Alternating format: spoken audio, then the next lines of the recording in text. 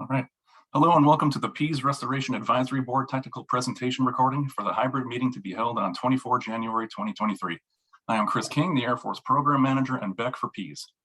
This recording will be posted and accessible to interested parties to allow adequate time to review and digest the information prior to the meeting. With me today are members of the WSP team supporting the PFAS remedial investigation. Additional presenters will include Grant Austin, Hank Endolzik, Maddie Dinsmore, and Amy Quinton. I will start the presentation with some general Air Force updates before we get into the technical update from recent RI activities. Next slide, please. All right, this agenda is what to expect when in attendance at the meeting on the 24th. For those of you who will be attending in person, you will have the opportunity to view this presentation at the start of that RAB meeting, or those who have viewed it prior to the meeting may skip the video presentation and arrive at the scheduled start of the open discussions. Please refer to the agenda that was distributed on 11 January for exact times. All right, following the video presentation, we'll conduct normal RAB business shortly and get right into the discussion and public comment. All right, next slide. All right, first I would like to give an update on the ongoing impacts or ongoing actions for the impacted private drinking water wells. Currently, we have 2 residents that are on bottled water. The public comment period recently closed on the engineering assessment and cost analysis, otherwise known as the ECA. That closed on the 18th of November. We are now drafting a non-time critical removal action memo that will allow us to go ahead and make the physical connections for those residents to the municipal water system. And that connection we expect to have done around in the spring when the asphalt plants open back up. All right, more recently, 1 resident is currently supplied with a point of entry system, or a POET, that was installed and operated by the DES. The DES just recently transferred ownership of that system to the resident on 6 January.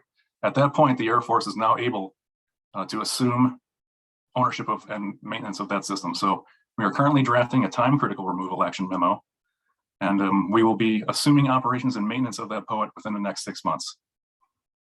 All right, next slide, please. All right. The National Defense Authorization Act of 2023 was signed on 23 December by the President. The new law does modify the section 345 of the 22 NDAA that clarifies data sharing restrictions. So going right into it, you can see some of the new text. It's shown in bold italic and what has been changed. So now it reads, consent by private property owners. The Secretary of Defense may not publicly disclose personally identifiable information in connection with the results of testing for PFAS conducted on private property without the consent of the property owner. This change in status it aligns with recent DoD interpretations of the earlier version of the statute. So it doesn't really change a whole lot what DoD will publicly disclose, unfortunately. The Air Force does continue to share sampling results and will continue to protect the private property ownership and well location data unless the property owner authorizes the Air Force to disclose that information. Okay, so for Pease, what that means is essentially is that we can share sampling data with the state, but we must do so in a manner that protects the ownership information and the well location data. So maps that indicate well locations are still very restricted. So that doesn't change a whole lot, but we are able to share data, tabular data with the state. All right, next slide. All right, with that being done, I'll pass it over to Mr. Grant Austin to give the update on the activities at Site 8. Hi, this is Grant Austin with WSP. I'll be giving a quick overview of the Site 8 IMS effluent injection trench replacement that was recently conducted. Beginning in October, Site 8 effluent injection trenches to re-inject treated groundwater were replaced with construction completed mid-November. These trenches replaced 4 of the 5 original injection trenches that became clogged, unable to maintain designed injection rates. Construction of 5 new injection trenches allows for adequate injection rates for maintaining design flow, improves effluent infiltration capacities, and provides an overall improvement to the flushing of the Site 8 contaminant source area. Pictures is construction of a length of replacement trench with the lengthwise PVC pipe receiving treated groundwater effluent, leaving the plant to be dispersed up gradient of the contaminant source area. Next slide, please. This slide presents an overall construction drawing of the Site 8 treatment plant and vicinity. The red highlighted areas indicate locations of abandoned in place former injection trenches and effluent distribution lines. Green highlighted areas indicate the locations of recently constructed injection trench gallery and new effluent distribution lines. Insets on the left of the slide, so the location of Trench E remaining in use, that's on the top left, and locations of abandoned trenches A through D, bottom left, and Trench E on the far left. Trench E remains active. Thank you. All right, back to me. So onto an overview of the RI status before we get into the individual media presentations. As you can see in this figure, we are on track to finalize the RI documents this fall. The feasibility study, or FS, is anticipated to follow shortly on the heels of our RI, and it is currently estimated to be completed towards the end of 24. The feasibility study is the mechanism for the development, screening, and detailed evaluation of alternative remedial actions specific to the PEAS program. It's important to note that these are estimations right now. It is possible field activities or problems on the ground may delay certain things, but this is our current schedule and we're doing our best to stick to it. Okay, next slide. All right, so what's going on? The field work is nearly complete with the remedial investigation. The fall mobilization included the final of the well installations and sampling of groundwater, surface water, sediment, soil, pool water, garden produce, and eggs. Validation for a lot of this is still underway. You'll see we do have some results that will be presented later in this presentation. And meanwhile, we are working diligently on getting the reports produced. So there's a lot of work still ongoing, but the field work is coming to an end. There will be in the future, I won't get into the technical details, but there are still some field work activities to be completed. So we're nearly done, not complete. Okay, next slide. All right, so in the next coming technical presentations, we're going to get a summary of the extent of groundwater contamination and potential impact on public supply wells by Mr. Hank Andelsick. Following that, we'll get a chemistry update from Ms. Maddie Dinsmore, and then wrapping it up, we'll get a backyard produce and pool water update from Ms. Amy Quinton. And with that, I hand it over to Hank Andelsick. How you doing? My name is Hank Andelsick. I'm the project hydrogeologist for the RI investigation. And this first slide is an image of the peninsula and the area of investigation. The contours are overburdened groundwater ecopotential lines, which are essentially elevation contours of the groundwater surface. These have been updated using recent water level data in combination with the numerical groundwater flow model that has been developed. The purple areas are the 17 known or potential source areas that were investigated during the RI. And at this point, I'd like to give a shout out to of thanks to those current and former RAB members that assisted us with scoping sessions and identifying some of these sites. The bright purple line that separates the northern flow field 1, and the southern flow field 2. The groundwater data will be broken into these two flow fields within the report to facilitate review. Next slide, please. A software called Earth Volumetric Studio, or EVS, was used to develop a three-dimensional digital model of the hydrogeology and contaminant distribution. This digital model was used as a geologic foundation for our groundwater flow and transport model that has been developed for the RI. One of the cool things about EVS is that you can make an animation out of the model, which is what I'll show you next. It is a data-driven model and illustrates, and in this model, and you can just turn it on, we'll do it a couple times, it illustrates the various layers of sand, clay, and bedrock that have been incorporated into the model.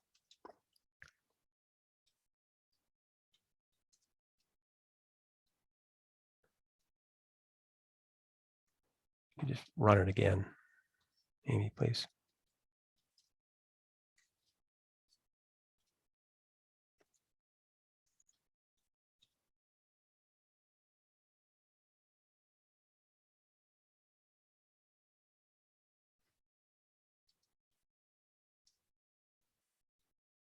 Great. Next slide, please. EVS was used to develop geologic cross sections. These are the section lines that will be included in the RI report. I want to point out section line A prime, which goes from north to south. If you can just point to that, Amy. And also F prime, which goes from east to west through the Haven well. The cross sections that I'm about to show you include the stratigraphy and contaminant distribution along a specific line. Next slide, please. This is cross-section, geologic cross-section AA prime, which goes from north to south. There's a fair bit of information provided on this figure, so I'm going to take some time to explain it. It shows the stratigraphy with a color key legend located toward the bottom left of the cross-section, and a contaminant concentration color key legend located toward the upper left of the cross-section. The stratigraphic legend from bottom to top is bedrock in blue, fractured bedrock in light blue, lower sand in a mustard color, the marine clay silt in gray, and the upper sand in brown. And this represents the general stratigraphy of the peninsula. The thin blue line across the top of the cross-section is the water table. The contaminant concentration colors are shown in the cross-section within wells that are represented by vertical columns that cut through the stratigraphy. If more than one color appears in a well, that is because multiple samples were collected at various depths. I've summarized the color concentrations in the upper left. The progression of colors is based on US EPA's risk screening level, the RSL, for PFOS, which is 4 nanograms per liter. PFOS is generally the contaminant that is driving risk for groundwater. The inset at the bottom left of the slide shows the relationship between the RSLs and New Hampshire's AGQS, the Ambient Groundwater Quality Standard, for the 5 PFAS compounds that have screening levels. As you can see, except for PFHXS, the RSL values are more conservative than the AGQS. Contaminant distribution maps that will be presented in the RI will be color-coded in compared detections to either the RSL or AGQS values, whichever is less. Next slide, please. This is geologic cross-section FF, which goes from west to east. The dip in stratigraphy in the middle, just left of center, is where the Haven well is located. The vertical exaggeration of this cross-section is 20:1. So for every 20 feet horizontally, this section goes 1 foot vertically. The Haven well sits in a depression that is filled with saturated coarse sediment that provides a high volume of groundwater when pumped. This depression acts as a large storage container for groundwater that can easily be accessed by the Haven well. Next slide, please. This slide shows the distribution of PFOS in overburden groundwater. The key for the color concentration contours is shown in the upper left corner. The outer orange line represents the limit of where PFOS is detected above the US EPA RSL of 4 nanograms per liter. Everything within the orange line exceeds the RSL. The orange line generally corresponds to the limit of RSL exceedances for PFOA, PFHXS, PFBS, and PFNA. In other words, the orange line on the concentration contour map of PFOA, for example, would be very similar to that of PFOS. However, the distribution of concentration contours on the inside of the orange contour would be different for each specific PFAS compound. The right image includes the overburden groundwater surface contour map for reference. Next slide, please. The left image on this slide shows the distribution of PFOS in bedrock groundwater. The distribution of PFOS in bedrock is generally less extensive than it is for overburden groundwater. The contour map on the right side is that of the bedrock groundwater surface for reference. These contours are very similar in shape and position to the overburden groundwater contours. Next slide, please. The next series of slides show results of groundwater transport modeling we did as part of the FATE and transport component of the RI report. The important takeaway from these slides is the overall contaminant concentration trend that is predicted appears promising for long-term improvement in water quality. We used the groundwater flow and transport model that was developed to evaluate the long-term effectiveness of the AIMS and IMS systems on contaminant reduction with respect to the public supply wells.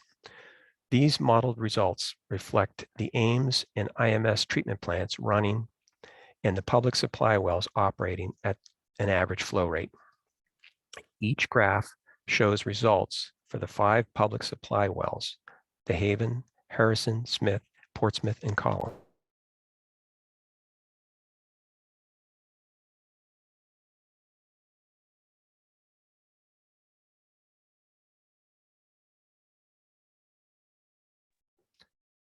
Sorry about that. Somehow I got muted. I'll start over with this. Each graph shows results from the 5 public supply wells: the Harrison, Haven, Smith, Portsmouth, and Collins. The prominent curve on the left and right graph is the Haven well and the predicted concentration of PFOS, which is the left graph, and PFOA, the right graph, over the next 20 years. For the Haven well, the model predicts a slight increase for PFOS and PFOA over what is currently entering the well, followed by a sharp decline, followed by another lesser increase, followed by a gradual decline. At the bottom of each graph are the results for the Harrison, Smith, Portsmouth, and Collins wells. These wells are plotted on the same concentration scale for direct comparison. What you don't see in the Harrison, Smith, Portsmouth, or Collins wells is a dramatic increase in predicted concentrations, representative of a slug of contamination passing through the aquifer. The levels of contamination predicted for the Portsmouth and Collins wells are generally below the US EPA RSL and/or the New Hampshire Ambient Groundwater Quality Standard. Next slide, please.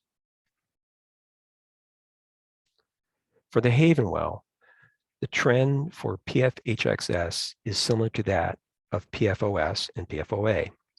For the Portsmouth and Collins wells, the model predicts they will not exceed the RSL or AGQS water quality criteria. Next slide, please. Lastly, the graph on the left is the predicted results for PFNA, and PFBS is the graph on the right. In summary, the modeling predicts a gradual improvement in water quality in the public supply wells, and it predicts that a slug of higher contamination will not enter the capture zone of the Harrison, Smith, Portsmouth, or Collins wells. That concludes my portion of the presentation. Thank you.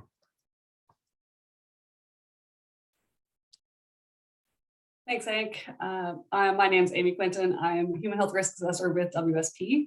I'm just going to spend the next few slides walking through some of the sampling that we've done over 2022, specifically related to human health exposure and risk. And we have a chemist who's going to jump in as well and give us a little more information about kind of a cool new analytical approach that we tried this year. So with that, I'm going to shut off my video and get to it. So we will be focusing on pool water and produce. You might remember we did a 2021 produce sampling round. We collected fruits and vegetables, and we did not detect any PFAS at all in those. So the 2022 round was very much a confirmation round. It was intended to be a confirmation round, and we did also expand that a little bit, which we'll talk about in a few slides. And in 2021, we did detect PFOS in eggs. So we have also done an expanded egg sampling event. Pool water is new. We hadn't sampled that one previously. So we'll talk a little bit about that in the next slide. But while we're on this slide, I just wanted to remind us all of the basic conceptual model for this. So we have PFAS at, in groundwater that's, potentially discharging from peas, and that groundwater potentially leaves the site. And then, as Hank was just explaining, it does leave the site. And then in private wells that can be used to fill pools, and private well water can also be used irrigating fruits and vegetables and gardens. So that was really the primary pathway that we were looking at potentially to test. So we'll go into a little bit of, actually I'll do a brief summary first, and then we'll go into the pool water. So the big picture of all of these pathways is that for pool water, we did not detect any concentrations above our swimming risk screening levels, nor did we find anything that was suggestive that they would accumulate to that point. So that was a positive result for the pool water. Fruit and veg, last year, we did not detect any PFAS. We, in 2022, still did not detect any of the PFAS that we have risk screening levels for. So as a reminder, that's the chemicals that we have US EPA toxicity values for, and that are accepted by DoD. So PFOS, PFOA, PFHXS, PFNA, and PFBS. So none of those chemicals were detected in 2021 or 2022. And we did try these, what we're calling large extractions that Maddie is going to talk a little bit about. And that is really just to see if we could get the detection limits lower, because the risk screening values are quite low for fruits and vegetables.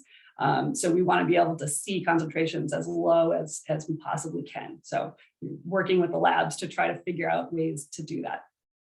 And then for eggs, we did detect PFOS in 2021, and we don't unfortunately have the data back yet for 2022. So it's more of a discussion today on what we have sampled.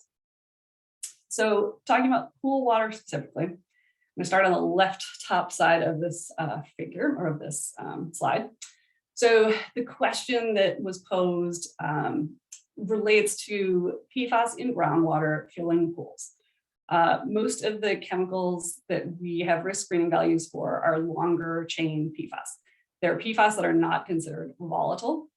So the question was, if you have groundwater and you're filling a pool with it, and pool water was evaporating, will that PFAS stay behind, and will it stay behind in concentrations that could present a risk to human health? So we didn't have any information about that, whether or not that was a possibility. So we decided to go out and sample it to test the theory, whether or not that was possible.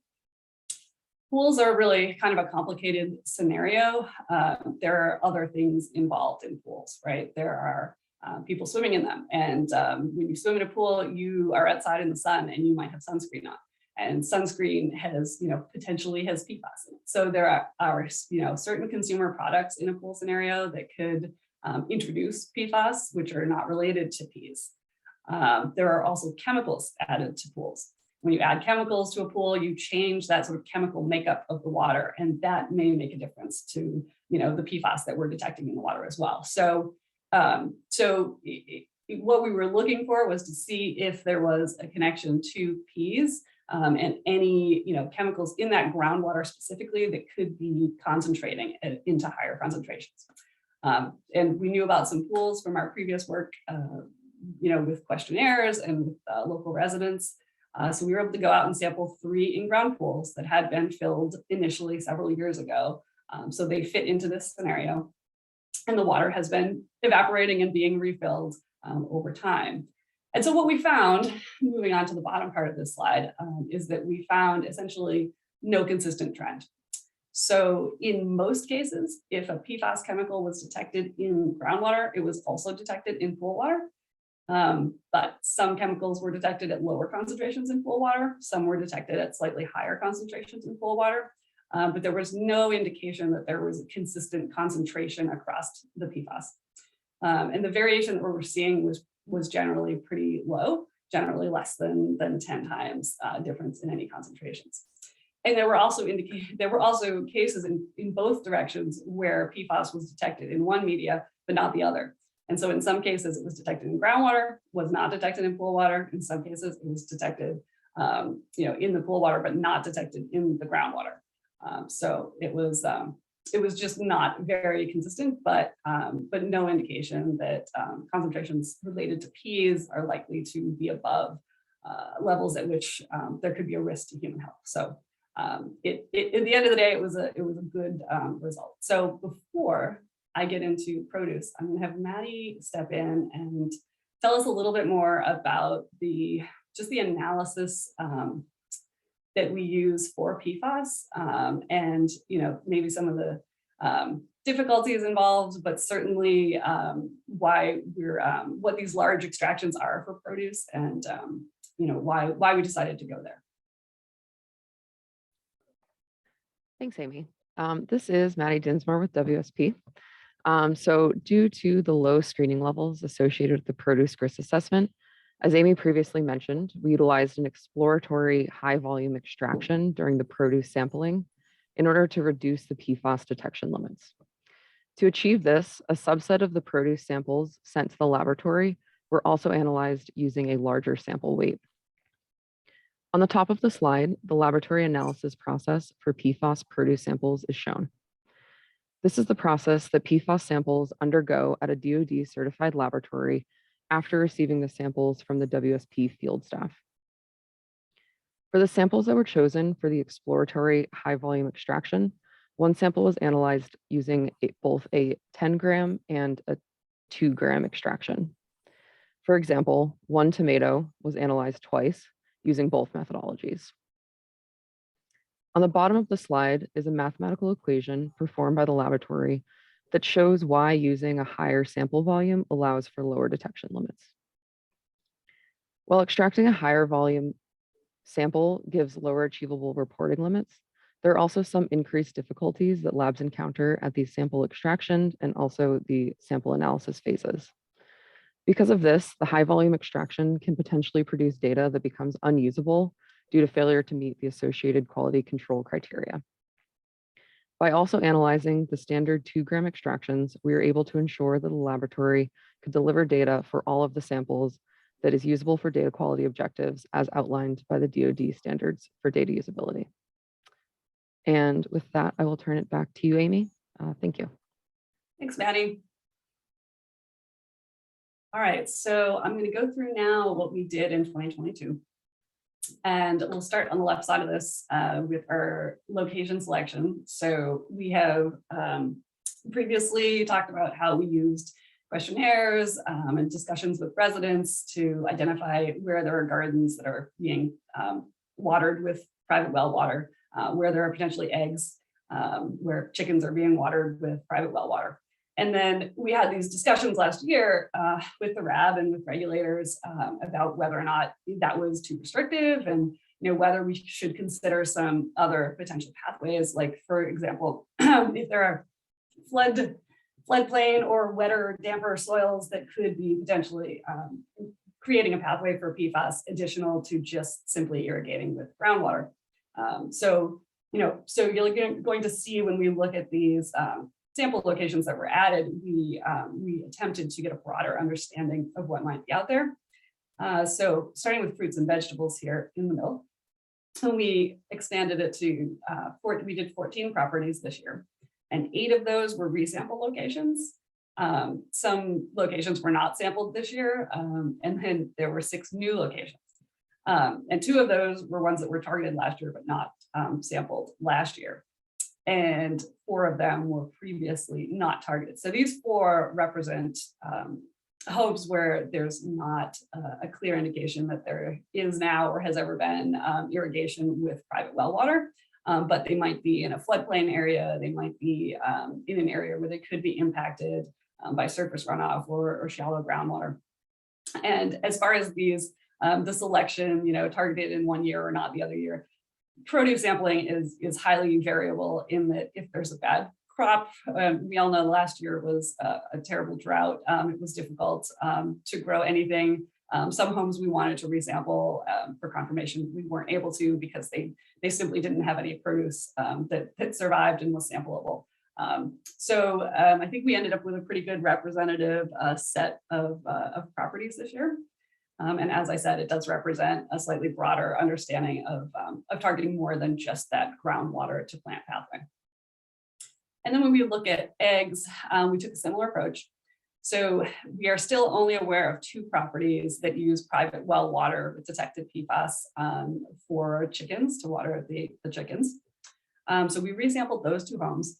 But then in order to develop a broader understanding of whether there's any other source for PFAS that could be related to bees that we could be overlooking, or just general background, whether or not there are other sources for PFAS entering chickens in the peninsula, we added these 5 additional properties.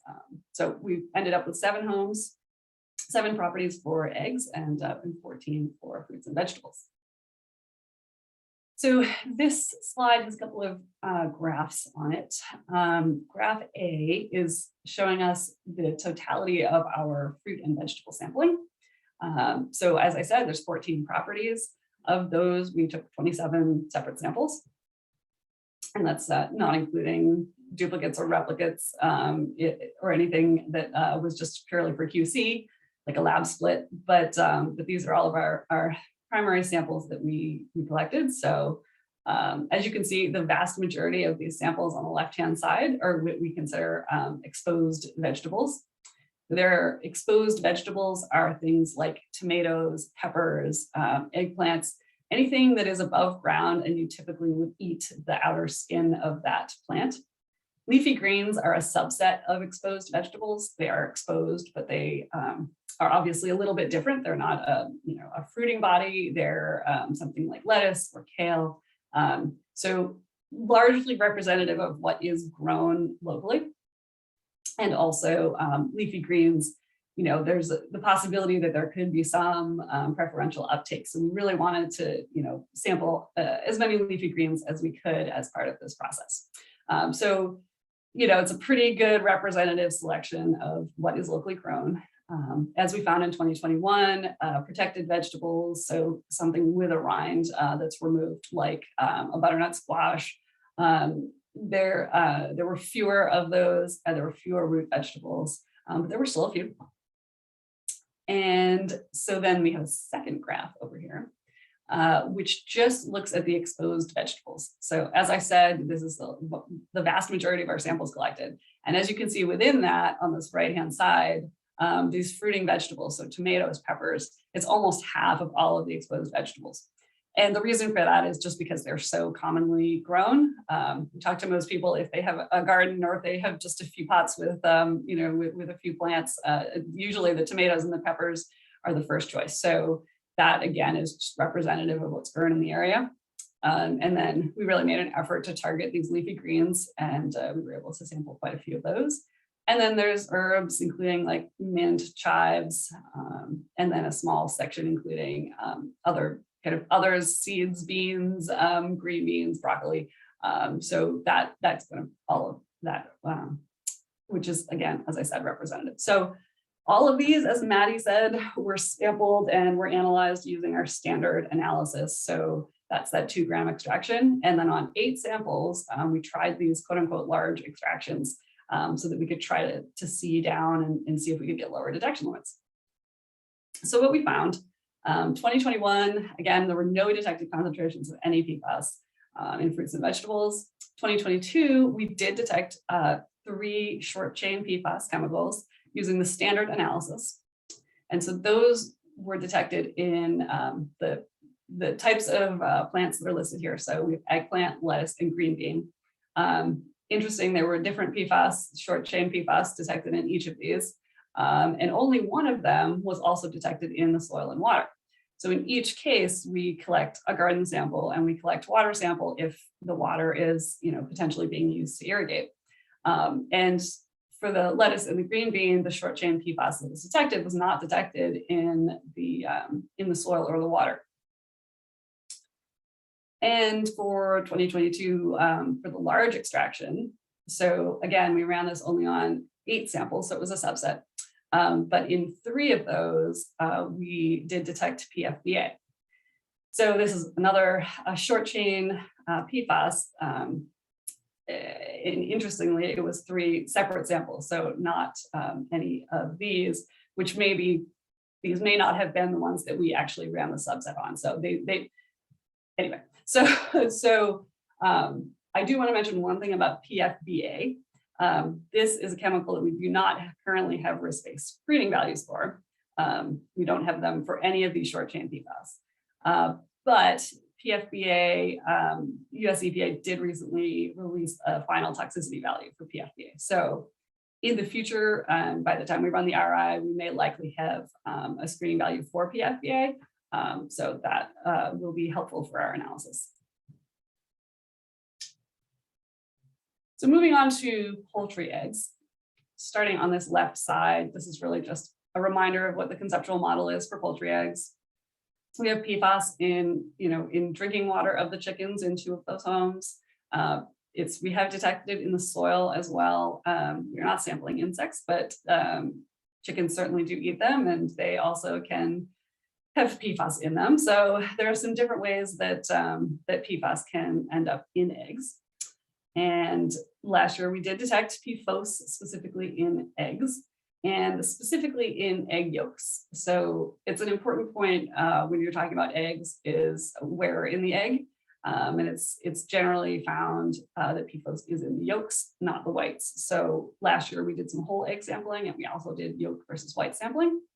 And we decided moving forward in 2022, we were just going to do yolk versus white and have the lab split the samples in every case, just to get a little bit more detail in the data. So that is part of our sampling event for 2022. And we also sampled the co-located media. So we sampled soil, we sampled groundwater, and in every case, we also sampled chicken feed just to see if there's any potential PFAS getting into chicken diets through their commercial feed. So in summary, pool water, no PFAS were detected above screening levels. There wasn't a clear concentration trend, but really no indication that PFAS was likely to continue concentrating or be above those risk screening levels. Fruits and vegetables, as we said, there were no PFAS that we currently have screening values for detected in either sampling event, but we did detect those 3 short chain PFAS in 2022. And then eggs, we did an expanded sampling event.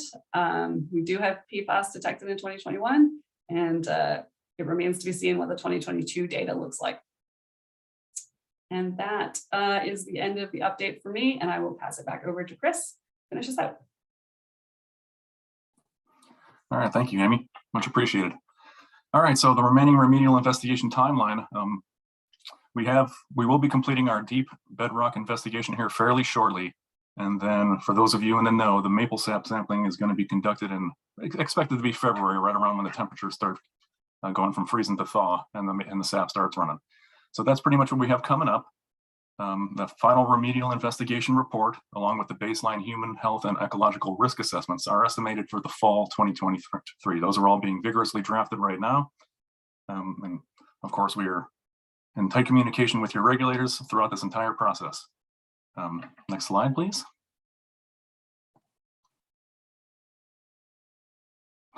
All right, and with that, I just want to say thank you to all the attendees and all of the presenters here. This was a very highly technical discussion, and I expect a lively Q&A during the meeting on the 24th. Again, this video will be posted for access for any interested parties. We're hoping to get that up very shortly. And otherwise, if you join us in person, please know that this presentation will be put forth at 4:30 before the Q&A starts at 6 o'clock, 6 to 8. So for those of you who can attend in person, we look forward to seeing you. For those of you who choose the online hybrid option, we will be ready to go, have everything set up and debugged before you arrive so that we have a nice smooth meeting. And yeah, we look forward to the meeting, and please bring your questions so we can have a good debate. And with that, say thank you, and we'll see you on the 24th.